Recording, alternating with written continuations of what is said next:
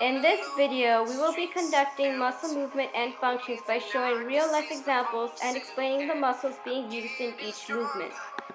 The pull-ups utilizes the hinge joints to do the flexion movement in the sagittal plane.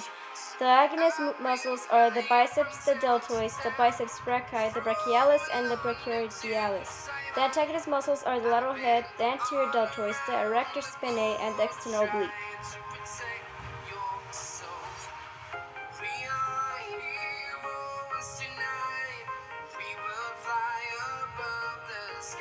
In this example, the tricep dips utilizes the ball socket and the hinge joints to do the hyperextension movements in the frontal plane. The agonist muscles are the pectoralis major, the triceps brachii, and the deltoids. The antagonist muscles are the erector spinae, the latissimus dorsi, and the rectus abdominis. In this example, the arm circles utilize the ball socket joints to do the circumduction movement in the sagittal plane. The agonist muscles are the deltoids and the latissimus dorsi. The antagonist muscles are the pectoralis major, the brachialis, the biceps brachii, and the brachioradialis.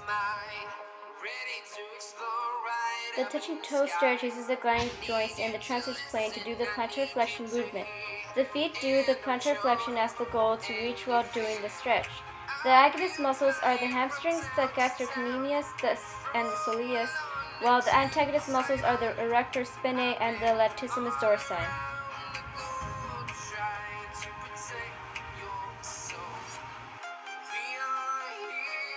The touching toe stretch utilizes the gliding joints in the transverse plane to do dorsiflexion movement. The feet do the dorsiflexion as the goal to reach while doing the stretch. The agonist muscles are the hamstrings, the gastrocnemius, and the soleus, while the antagonist muscles are the erector spinae and the latissimus dorsi. The lateral squats utilizes the ball socket and the hinge joints to do the lateral rotation movements in the transverse plane. The agonist muscles are the adductor muscles, the hamstrings, the sartorius, and the gluteus maximus, while the antagonist muscles are the gluteus medius and the gastrocnemius.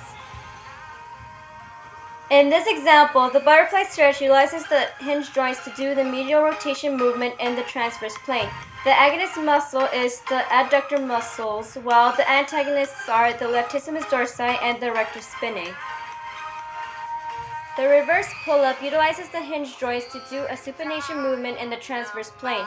The agonist muscle are the biceps, trapezius, deltoids, biceps brachii, brachialis, and the brachioradialis, while the antagonists are the lateral head, the anterior deltoids, the erector spinae, and the external oblique.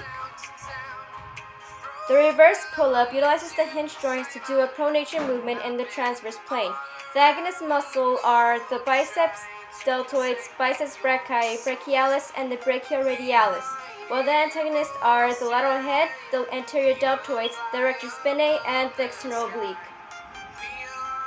In this example, the reverse push-up utilizes the gliding joints to do the ulnar deviation in the frontal plane. The agonist muscles are the pectoralis major, the triceps, and the anterior deltoids. The antagonist muscle is the rectus abdominis.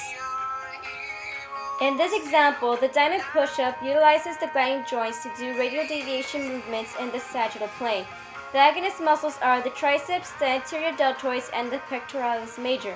The antagonist muscles are the biceps, the deltoids, and the latissimus dorsi. The dumbbell scapula utilizes the arms that uses the ball socket joint of the shoulder to do abduction and adduction movements in the frontal plane. The agonist muscles are the deltoids and the pectoralis major, while the antagonist muscle, the latissimus dorsi, supports the agonist muscles to do the movement.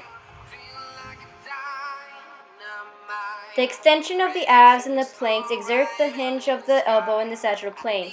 With the support of the antagonist, the quadriceps, and the working agonist muscles, the adductor muscles, and the external and internal obliques, they support the body's weight.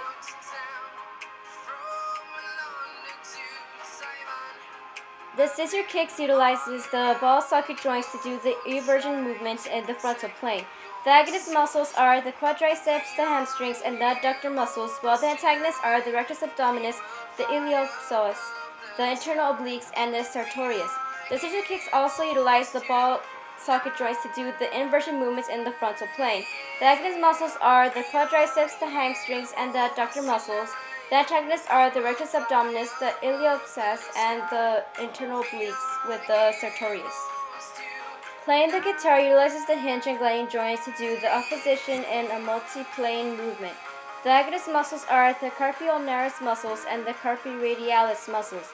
The antagonist muscles are the brachioradialis, the brachialis, and the triceps brachii.